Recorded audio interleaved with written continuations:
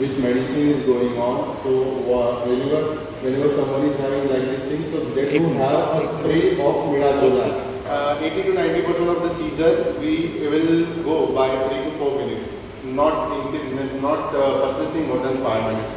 So be safe, make him move away from the harm and keep him one-sided, and don't put anything in the mouth. Take time, after some time it will get resolved. Just after that we can evaluate what is happened to him. But if it's more than 5 minutes, just we have to make him, or just we have to call doctor regarding those things. Okay. Next slide. So the basic thing just now I discussed, don't stop the movements. So it won't So whenever someone is having seizure, okay. But if it's more than 5 minutes, just we have to make him, or just we have to call doctor regarding those things. Okay. Next slide. So the basics, and don't put anything in the mouth, don't give CPRs, all those things. It won't work and it won't need it actually.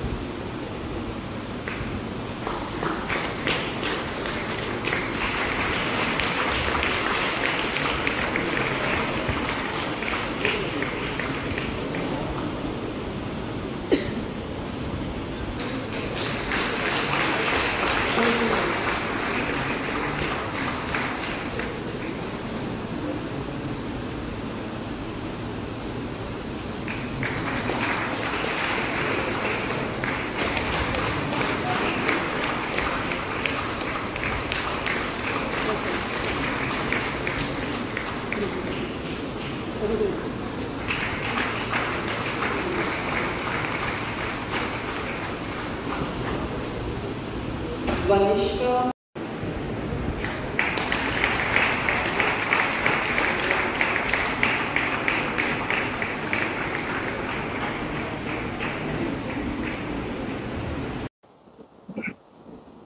Me doctor Shubhangi Parkar, मी psychiatrist आहे आणि Vedant institute medical सायन्समध्ये dean आहे. आजची एक सुंदर विषयावरती conference झाली, ती म्हणजे न्यूरोसायन्स या विषयावर. न्यूरोसायन्स या विषयामध्ये असे अनेक आजार आहेत, जसे की ऑटिझम आहे, स्ट्रोक आहे, पार्किन्सन आहे, अल्झायमर आहे, डिप्रेशन आहे, मुलांचे ADHD सारखे आजार आहेत. आणि हे सगळे आजार आज जरी वैद्यकीय शास्त्र आहे, मॉडर्न मेडिसिन आहे, तरीही ते तितक्या सक्षम पद्धतीने कंट्रोल होतात असं नाही. कारण हे सर्व आजार जे आहेत ते दीर्घकालीन आहेत, दीर्घ मुदतीचे आहेत आणि त्याच्यामुळे होणारी हानीही भरपूर आहे. बरेच पेशंट, उदाहरणार्थ आपण डिप्रेशनचे पेशंट घेऊया, आपल्याला सुशांत सिंगचा आजार माहिती आहे, त्याने केलेली आत्महत्या माहिती आहे. आणि प्रत्येक वेळेला आपण जर जीवनशैली सुधारली, आपलं जे ॲजिटेटेड किंवा आपलं मन जे चंचल आहे आणि ते कधी कधी भावना विभोर होतं आणि काबू बाहेर जातं, असं मन आपण जर आपल्या कंट्रोलमध्ये आणलं, काबूमध्ये आणलं, तर आपण उत्तम विचार करू शकतो, चांगला जजमेंट देऊ शकतो, सक्षम विचार करू शकतो. त्या विचारांमध्ये जशी गती असते तशी त्याच्यामध्ये सत्यस्थिती स्वीकारायची सुद्धा क्षमता असते.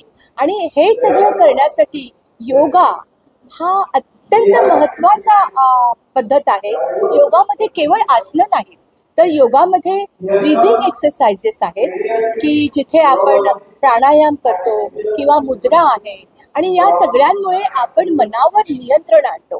आणि एकदा का मनावर नियंत्रण आणलं की मग आपण वस्तुस्थितीला साजेसे विचार करू शकतो, ज्यामध्ये आपले विचार आपली हानी न करता आपल्याला पुढे घेऊन जातील.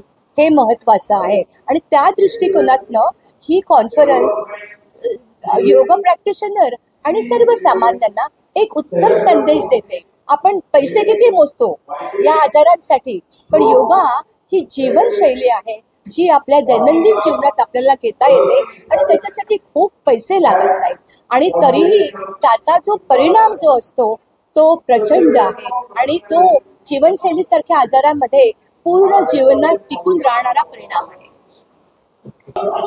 नमस्कार, मी रामचंद्र सुर्वे श्री अंबिका योग कुटीरमध्ये गेली सुमारे 40 वर्ष सेक्रेटरी म्हणून काम करतो आणि YCB म्हणून जी काही आहे आयुष मिनिस्ट्रीचे जे प्रशिक्षण पद्धती आहे त्यांचा प्रिन्सिपल म्हणून काम बघत असतो. माझ्या बाजूला बसलेले आहेत त्या निलिमा शास्त्री ह्या व्हाईस प्रिन्सिपल म्हणून काम बघतात. तर योगाच्या क्षेत्रात हे जे न्यूरोलॉजिकल आहे, अलीकडे मी लोकसत्तेमध्ये एक आर्टिकल वाचलं, त्याला म्हणतात योग रॉट, म्हणजे नाही ब्रेन रॉट म्हणून एक आर्टिकल आलं. त्याच्यामध्ये त्यांच्या असं त्या लेखकांनी लिहिलेलं आहे की आपली ही जी गॅजगेट आहे, मोबाईल आहे, रील्स आहेत, ही जर आपण वारंवार बघत राहिलो तर आपला मेंदू आहे ना कॉन्सन्ट्रेट करायचं सोडून देतो आणि अनेक प्रॉब्लेम जे न्यूरोलॉजिकल प्रॉब्लेम आहेत त्यांना माणसाला फेस करावं लागतं. तर ते कळत नाही, पण खूप दिवस झाल्यानंतर आपल्या लक्षात येतं की अरे माझं कॉन्सन्ट्रेशन होतं, मी विसरायला लागलो हे 50च्या वर्षामध्ये. तर याचं मूळ कारण काय?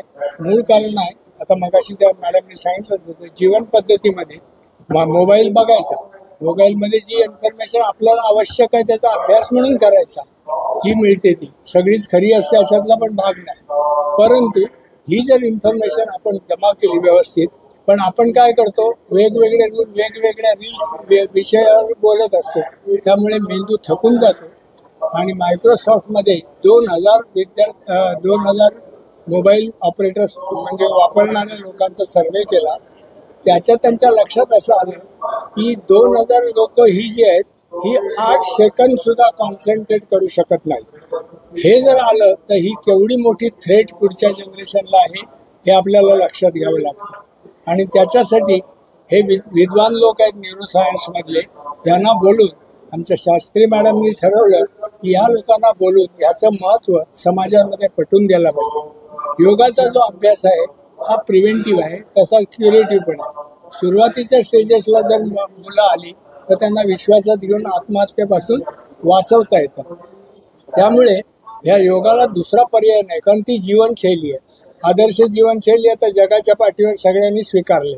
आता सरकारच्या दरबारी आता आपण म्हणतोय हॉस्पिटलमधनं योग टीचर नियुक्त करायला लागेल, कारण त्यांनी सांगितलेलं आहे back of every disease lies a cause where no drug can reach. कुठलंही औषध त्या व्याधीपर्यंत पोहोचत नाही, कारण ते सिम्टमॅटिक ट्रीटमेंट करते आणि ती व्याधी माणसाच्या मनामध्ये आहे. सगळे रिपोर्ट आपले चांगले आले, reports are very clear, doctor सांगतो, तरी पण तो पेशंट म्हणतो मला बरं नाही.